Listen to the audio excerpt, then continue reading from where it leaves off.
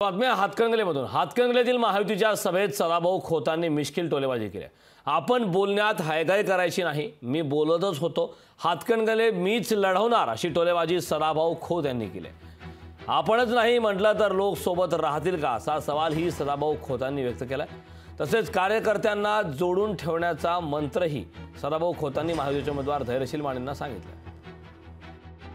बोलण्यात हायगाय करायची नाही, कारण मी भी बोलतच होतो की नाही, हातकणंगले मीच लढवणार बरं मी नाही म्हणलो माणसं राहतील का माझ्याबरोबर?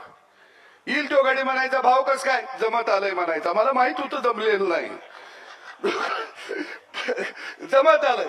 आता काय काय गडी मला म्हणतील, भाऊ तुम्ही मागा सरला आता कसं? अरे निवडणूक झाली की शपथविधी आपली आहे। काय काय गडी रोज विचारायला यायची ती, खरंच शपथविधी आहे का? खरंच आहे, लाग कामाला।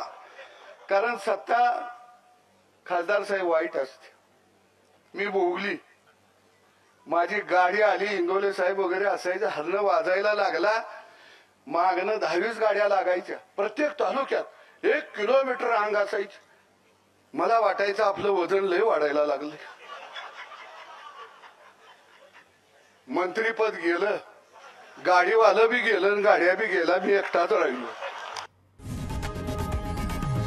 लोकशाही मराठी ऐका, पहा, जागरूक रहा।